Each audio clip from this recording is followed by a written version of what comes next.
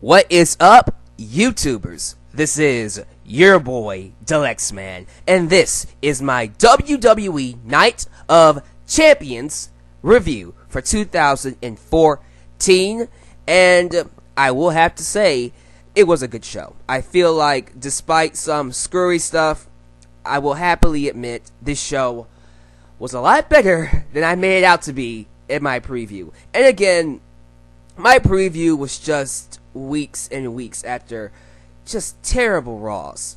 And so that was just how I felt at the time for the show. After seeing it though, and again being objective about it, I will say this was a very enjoyable show. There were a lot of stuff to like about it, while we do have stuff to talk about that really didn't put me in a good mood. But overall, it was easy to sit through, and ultimately, I got what I wanted. And maybe that's why I'm not as upset about this show as others are. I just feel like, you know what? We had some good wrestling on it, and the right people walked out with the championships. Overall, there is one person I'm not happy about, but we'll get to that in a second. The pre-show was the whole Christian's Peep show with Chris Jericho. Nothing happened. They talked, then Randy Orton came out, or well, he came on the Titantron, and he talked, and that was it. Then we get to the actual card. I like the structure of this card. I like how we started off with the Tag Team Championship match, and we built from there. And then I also liked that we showed the history of the championships before every single match to signify their importance to the audience. I like that. But the Tag Team Championship match, for me, match of the night. Loved it. I said in my preview this was gonna be the best match on the show. And man, was it the best match. I'm telling you. Cody Rhodes is so freaking good, man. We're seeing the depth of his talent with this Stardust character. In terms of his in-ring ability, we're seeing him do all kinds of craziness. And his character is just such an awesome thing to view. It's really fun. And I just really think this tag team, this heel tag team now, with him and Goldust, can really do some things for the division. I'm not mad that the Usos lost the championships. Yes, Goldust and Stardust, or Gold Star, I'm going to call them that. Gold Star is the new tag team champions. I look forward to seeing what they do with Goldust and Stardust, because to me, they might be heels, but they don't feel like it. They feel like tweeners in a sense. They have this dynamic to where they can fight good guy tag teams and bad guy tag teams and still make it work. And I think they can use that. The WWE can use that to bring up, you know, other tag teams like the Ascension or Enzo Amore and Big Cass and others, you know. And that's the thing with the Usos. I like them, but they were running out of opponents. And them being a good guy tag team, there wasn't much for them to work with besides the Wyatts or Goldust and Stardust. So I'm happy about this. Let's see what happens going into the near future. Maybe we can get a resurgence, another resurgence of the tag team division.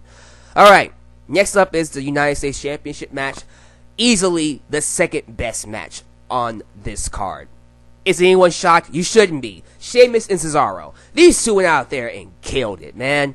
And it's such an annoying thing for me to see Cesaro used in this way, when we know if the WWE was to feature him prominently, he would do such great things for the company. Me, personally, when I saw Cesaro walk out with the towel over his head and the robe and stuff, I'm thinking, man, it would be cool if he had some bodyguards come out with him. You know, like Goldberg did in WCW, like the boxers do when they come out, you know, have that awesome music, and then he jumps up and down and stuff. He has the manager pouring water on him.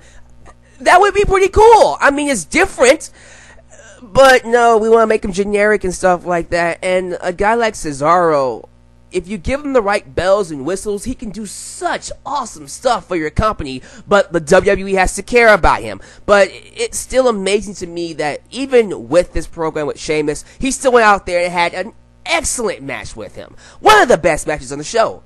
Absolutely. I just prefer the tag team championship match a little bit more. But if you thought this was the match of the night, I'm not going to argue against you. I'm not even mad that Sheamus won. I'm not shocked that Sheamus won.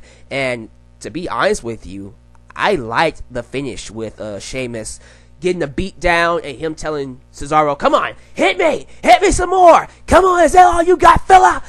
And then bro kick and beat him 1, 2, 3. I thought that was cool. I thought that was really cool.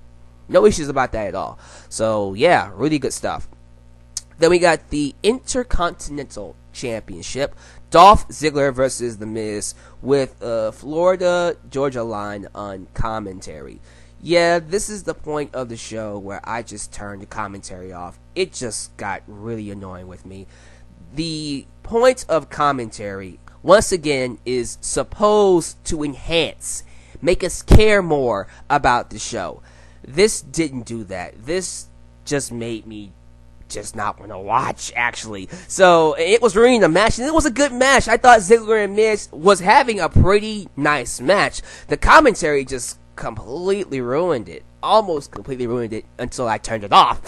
So, yeah, commentary needs work. Can we just replace Michael Cole, Jerry the King Lawler, and JBL with Tom Phillips, Renee Young, and Alex Riley, or Byron Saxton, Alex Riley, and Tom Phillips, or Renee Young, and just a different combination, whatever, just get rid of these guys, they suck. The Miz retains, no, he doesn't retain, he gets back the championship. I'm sorry, that slipped my mind, but regardless, not quite happy about this, but at the same time, I understand why they did this. Obviously, WWE cares a little bit more about The Miz than Dolph Ziggler. I mean, look at him, for Christ's sake. Look at the booking he's getting. And then look at the booking that Dolph Ziggler was getting. Now, obviously, we're going to continue this feud into Hell in a Cell. I just feel like, I don't know, it's one of those things where we're trying to keep Ziggler as the guy who just continues to struggle and he can't catch a break. But after a while, it gets really old. Like, can he just be successful? Seriously, I mean, I guess I should be happy that he got the belt back. And maybe he will get it back at Hell in a Cell, but I don't know. I'm not quite happy that The Miz won the title back. That's all I'm going to say. And I prefer Ziggler to be champion. But let's see what happens. Maybe the program's going somewhere. Maybe. Seth Rollins comes out and calls out Roman Reigns, who is not there because he had to undergo surgery for an incarcerated hernia. And he will be out for, they said, several months, but I don't think he'll be out that long. Maybe several weeks. Maybe around Survivor Series, we will see. But, he came out and then challenged him to, regardless, come fight him in the match. And he forfeited because Roman Reigns didn't show up, so Seth Rollins wins. And then he issues an open challenge, which is completely like saying, hey, Dean Ambrose, come get me. I'm standing right here. And guess what happened? Dean Ambrose showed up in a cab, ran to the ring, and started beating down Seth Rollins. The Authority came out to break it up, and it was fun stuff. I mean, it's no different than what we saw at Battleground or the other Raws before this, but still very fun. I'm happy to see Dean Ambrose back, and I'm happy that we're continuing Ambrose versus Rollins, which is so much better than Rollins versus Reigns. I'm sorry. Now, hopefully, and I really do mean this, hopefully this match is leading to Hell in a Cell. If there was ever a match that deserves Hell in a Cell, it's Seth Rollins versus Dean freaking Ambrose.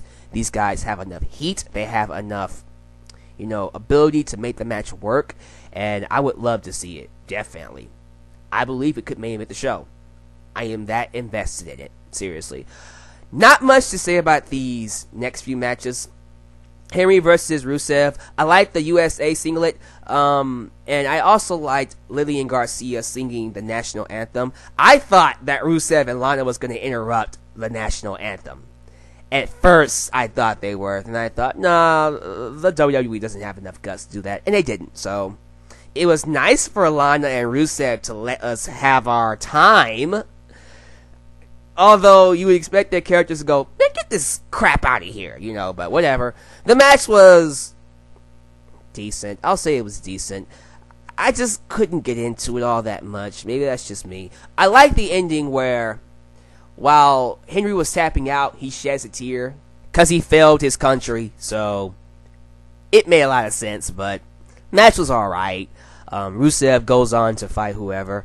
Randy Orton fought Chris Jericho, and okay, I'll be nice and say they had a decent match. I personally just couldn't get into it. I mean, people on Twitter were telling me, but Deluxe, man, this was a good match. It was a great match. It was match of the night. No, it wasn't. No, compared to Cesaro and Sheamus in the tag team match, this was nothing. And quite frankly, I'm not going to lie, I didn't care about this match because it makes no freaking sense. It had no story to it. Okay, it had Randy Orton beating up Chris Jericho because Chris Jericho said he had the titles handed to him. Ooh, great storytelling. Yeah, right. Stupid. So maybe that's why I couldn't get into the match. It was still decent. They tried, but for me, I didn't care about it. Even the Divas Championship match, I just couldn't get into. Paige versus AJ Lee versus Nikki Bella. This whole thing with Paige and AJ being pseudo-lesbians. I mean, just go all the way with it. Just go all the way. Just have AJ and Paige make out on Raw, for Christ's sake. Just go there. Stop, teasing it, but never doing anything with it. If you're going to tease lesbianism, just go with it. Seriously, I mean, it's getting annoying now. I don't know what the hell you're doing. Just go there. Who cares? I mean, well, the sponsors might get mad, but you're already teasing it. Just do it. Why are you teasing it then? Seriously. I'm just happy that Nikki Bella didn't walk out as champion. So, I'm okay with this match. AJ Lee is the new champion, so we might finally get my submission match at Hell in a Cell. Right? Right? AJ Lee versus Paige in a submission match. Come on, WWE. Come on. And again, if you're gonna do it, just go all the way with it. Or at least give us a better story. Because this stuff with AJ and Paige, it's getting confusing now. That's all I'm gonna say about it. Alright, main event time. I'm happy. I am happy that Brock Lesnar is still the champion. I'll say that. I'm happy he walked out looking relatively strong. Maybe the same, But the main event was John Cena versus Brock Lesnar for the WWE World Heavyweight Championship. The only thing I didn't like about it, it felt like WWE didn't want to go all the way with Cena just losing. I actually was enjoying the match. I was loving the story of Cena throwing everything he had at Brock Lesnar, and it wasn't doing a goddamn thing. He was still getting dominated. Although he had more offense, he still was getting dominated by Brock Lesnar. And I thought that maybe Cena was going to die fighting by his morals. Like, he was going to pull a Sheamus earlier on in the night. Come on! Beat me, you son of a bitch. And, before he gets hit by the last F5, he does the whole you can't see me, and then he just loses. Which to me would have been perfect. You could have used that. But no, WWE didn't want to go all the way with it because they're freaking scaredy cats. What happens? Seth Rollins comes out. Oh, wait, is he going to cash in? I mean, it was a great spot. Maybe they're going to go all the way with Seth Rollins. Nope.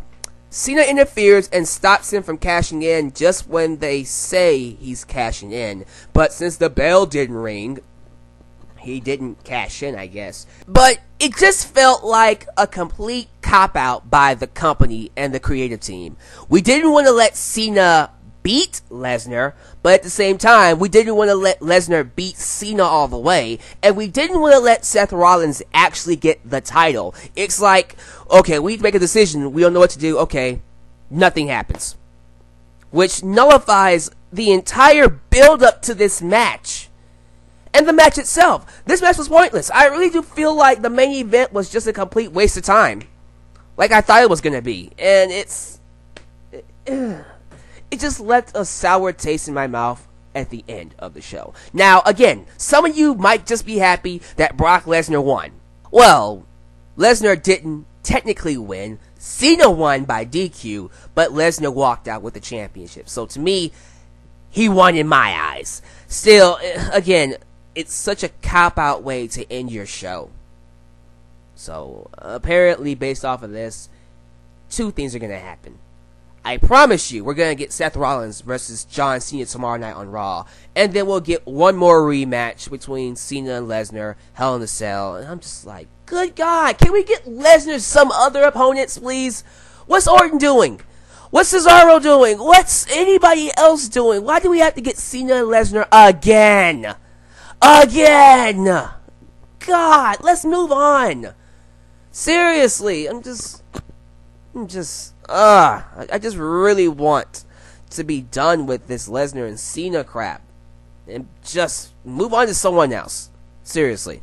So after calculating the overall sum of action, storytelling, chemistry, presentation, and my personal enjoyment, I'm going to give Night of Champions a modern. Nothing you will remember in a couple of months, but if you watch it now, you'll enjoy some things more than you'll hate some things. Again, I'm just happy I got what I wanted out of the show. Good wrestling and the right people going over, other than a few people like The Miz and stuff like that. But overall, I enjoyed it. And if you didn't like it, tell me why down below in the comment section. But this is your boy, Deluxe Man, signing off. I'll catch you at my next video. Peace.